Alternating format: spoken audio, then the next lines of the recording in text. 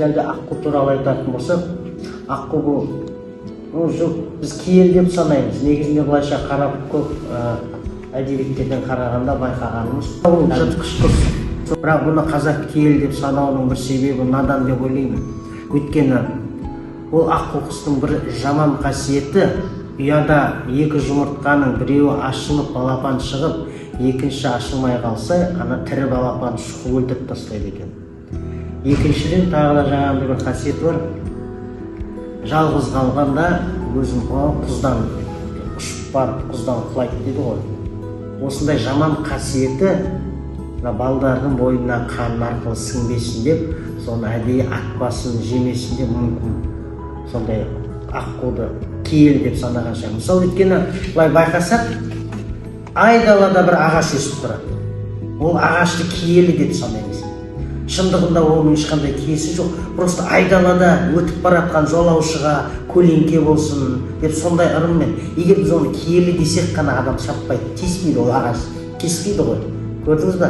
Осындай немен жасалынған дүние ғой бұл адамның санасын қалай дейміз, бір нәрсеге сендіру арқылы. Шындығында кез келген дүниеде солай ғой. Бір нәрсені қорғау үшін ол мен аны киелі десек тиіспейді оған. Сол сияқты.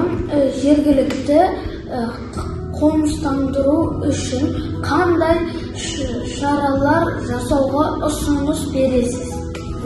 Аққуларды қоныстандыруға деймін. Жалпы бізде мынау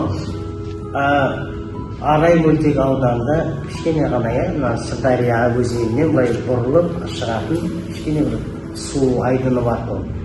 Сол айдында құстар көп болады көктемде әсіресе бізге.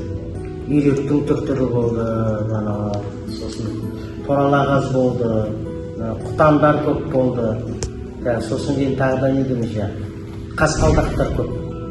Бірақ енді соңғы кезде осы су айдынның бәрін жасанды жолмен бетін топырақпен жауып, соны жергілікті халыққа, қала тұрғындарына үй салуға жер беріп жатыр да. Соны біз қанша рет айттық та, соны алып қалайық. Сол көптеген қалалар мынандай табиғи тұрған көл түгілі қолдан жасай алмай жатыр бұндай. Біз сол қолдан бар көлді көміп құртып жатырмыз да қазір. Мына біздің өзіміздің Құдайдың табиғи жасап берген дүниесі ғой. Біз соны жауып қазір үстін топырақпен не бір үй құрылыстар салып жатырмыз. Егер соларды алып қалайық деп қанша рет айттық, қанша құстың мекені андатыр бар тұрмын өзінде даже, андатыр бар тұрмын. Сосын кейін қазір енді оны жауып тастап жатыр, білмедім.